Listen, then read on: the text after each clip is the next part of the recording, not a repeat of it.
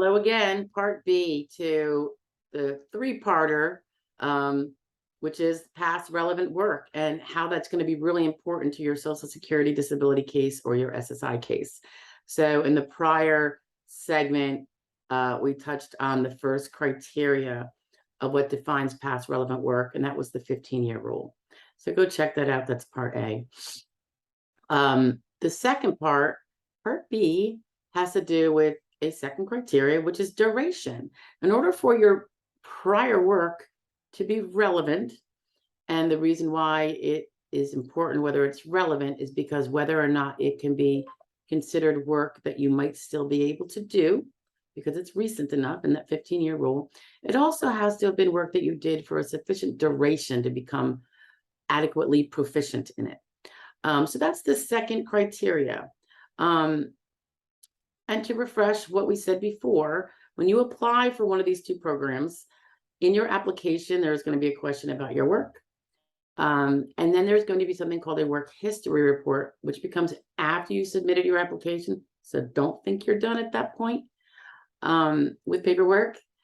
And this is where you're going to be itemizing all those jobs from the last 15 years. And there's the 15 years is a term of art. So go look at part A to learn what that actually is. But the question that they're going to be answering with all of this past relevant work, amongst potentially other places, is step 4 of the sequential evaluation process. We have another video on that if you want to know what the sequential evaluation process is that the SSA covers in order to determine if you're disabled or not.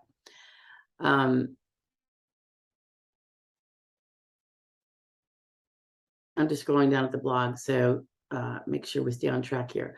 So the SSA defines the duration of your work as being important to determine if it's relevant or not. And in essence, it's like if you worked at a job that it's expected it takes about 4 years to become an average good worker in that position, and you were only there for 2 and you didn't do it at a prior employer or anything like that, you just had the 2 years, you have not been there for the duration necessary to have become proficient enough to be at least average in that position.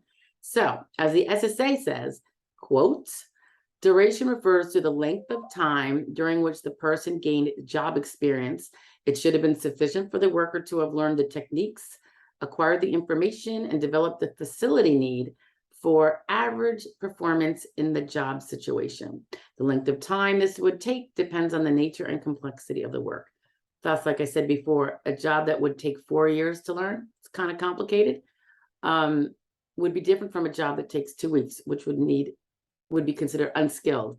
This isn't going to apply towards that.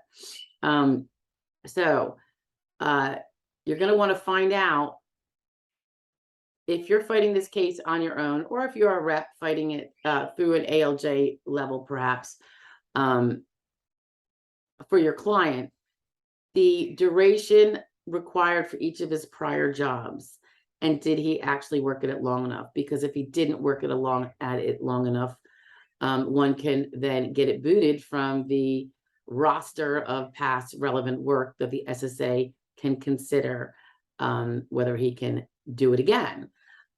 If he can do a job in his past relevant work again, he won't be disabled. So the less jobs that they have at their fingertips to find that he might be able to still perform, the worse for him, the more likely he'll be found not more likely he will be found not disabled.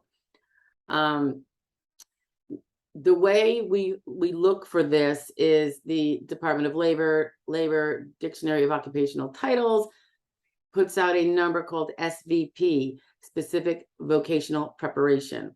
It is a number, and it will define how much time is needed for that occupation. And that's what you're going to compare your history of work at that occupation to. By way of example, if you were to work at an occupation for 1 year only, and that occupation, as per its SVP rating, requires 2 years of on-the-job experience to gain the knowledge and skills of that occupation, again, that will not be prior relevant work because it fails criteria number 2 of past relevant work, and that is that it must hit the duration required. So super, super important. I've seen cases won and lost on this issue. So take heed. And the more you know before you head into hearing and you prepared, you might be able to arguably these get booted out. The judge is going to be looking at this. He's going to want to know whether it needs to be booted out because he or she is trying to determine rightly or wrongly if you meet the criteria. So help them along, have it all figured out. And also it'll help you know what your battle is up against, okay? Where this, it's going to give you an example of where this, to explain how this will affect you in a practical sense. If a job is past relevant work, and if the RFC, so that's a term of art, residual functional capacity, that the SSA determines you are able to do, is the same as the functional capacity required by that past relevant work, of that occupation, then you may likely be found not disabled because your capacities still match up with that prior work. And that is why if you can get that prior work out of there, then you can't make that match for that particular job. Eliminating occupations from your past relevant work is helpful to your case and not hurtful to your case. And it can get you that much closer to a finding of disabled because you move past that step of the denial, okay?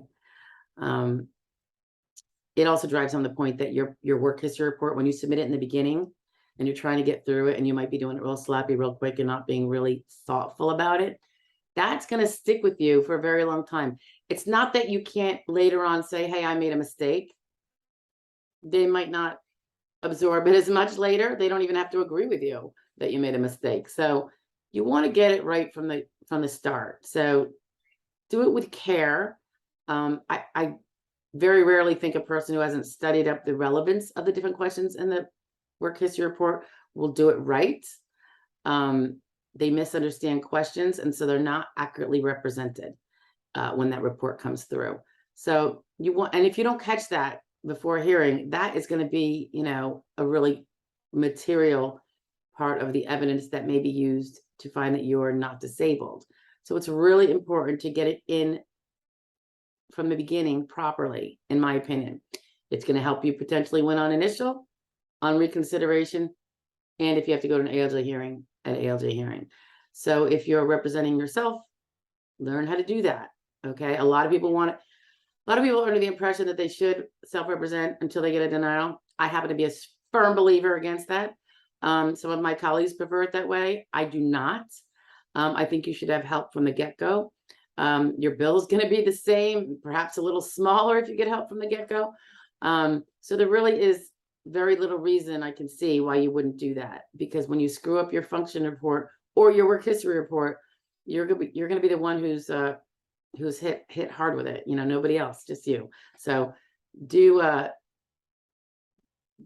yourself a service and make sure the relevancy of the questions on the work history report and separately the function report, and take care of yourself that way, one way or another. Okay. So that was part 2 of the criteria for past relevant work and what defines it. And upcoming will be part 3, the third criterion, the third of 3. So stay tuned. You know where to reach me. Bye.